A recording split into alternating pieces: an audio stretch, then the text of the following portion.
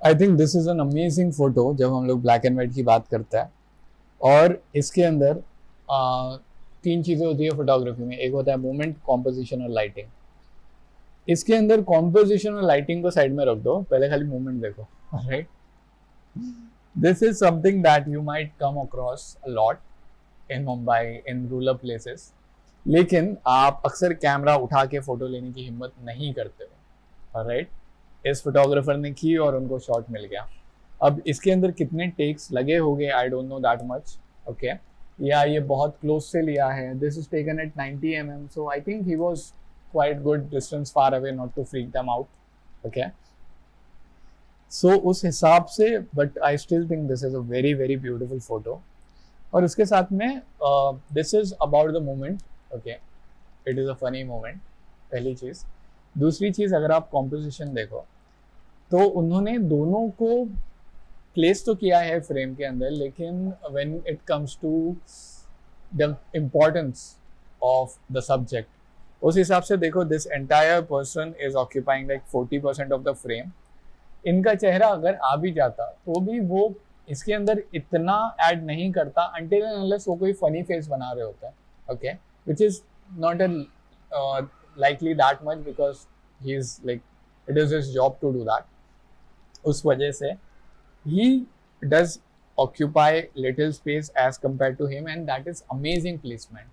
Why? Because वो story आपको सही तरीके से बोलता है, आपका ध्यान सीधा सब्जेक्ट पे जाता है। Okay okay? एक चीज़ जो मुझे बहुत अच्छी लगी वो ये है कि इन्होंने एकदम आई लेवल पे लिया है। ये फोटो ऊपर से नहीं लिया गया ताकि आप सब्जेक्ट की तरफ नीची निगाह करके देखें। ऑलराइट, ये एकदम आई लेवल से लिया गया है ताकि इवन दो आप सब्जेक्ट की आंखों में नहीं देख सकते, लेकिन आप उसे कनेक्ट जरूर कर सकते हैं। That is very important. Okay, so now you are able to connect to the subject, know that he is also a human being. Alright, you are able to like understand his pain or his confusion that is going through. And then this is basically your composition. One more thing, it is very minimalistic. And एक चीज जो मुझे बहुत अच्छी लगी इस photo में, जो बैकग्राउंड में इस दरवाजे के ऊपर जो टेक्सचर है ना, that gives you a little context कि ये फोटो कहाँ पे लिया गया होगा। ऑलराइट, ये कोलकाता में लिया है, इंडिया में। बट अगर ये नहीं भी लिखा होता, अच्छा, one very important thing, this photo is taken by Sandeepan Mukherjee, who's a high school teacher. That's really good photo, bro. That is really good photo, and so much to learn from it. Honestly, yeah. One thing to learn is if you are doing street photography, if you want to capture photos like that, longer lens ले लेना, not to just freak people out. Okay. अच्छा, आपका texture capture हो गया तो आपका background एकदम plane है। उसके ऊपर यहाँ पे दो सब्जेक्ट्स है, one main subject, one additional one.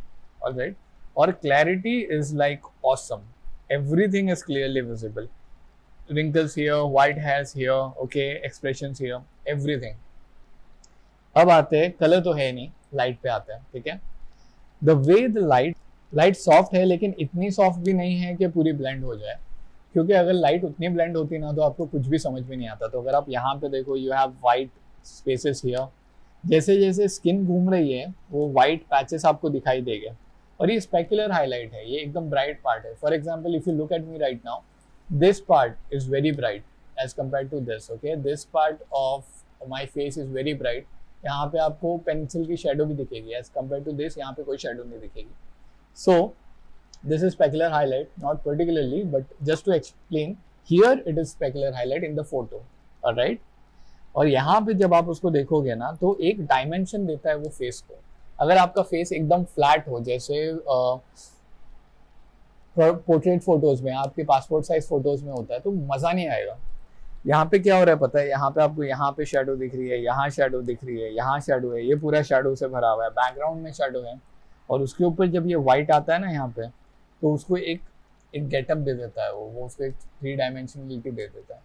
Also this shapes give 2 more things. One, जो टेक्सचर्ड लाइन्स है ना वो आपको एक्सप्रेशन दे रही है। फॉर एग्जाम्पल, अगर आप मेरा चेहरा देखें और इन साहब का चेहरा देखे अभी, तो मेरा चेहरा बहुत ज़्यादा रिलैक्स्ड है as compared to his, because the lines, ये जो झुर्री है ना यहाँ पे, ये मेरे चेहरे पे नहीं आएंगी, ये सिर्फ आपको यहाँ पे दिख रही है, which is why it is elevating the photo, because यहाँ पे आपको ब्राइट दिखेगा, फिर यहाँ पे वापस कलर नॉर्मल हो गया, फिर यहाँ पे ब्राइट दिखेगा क्योंकि स्किन वैसी टर्न हो रही है।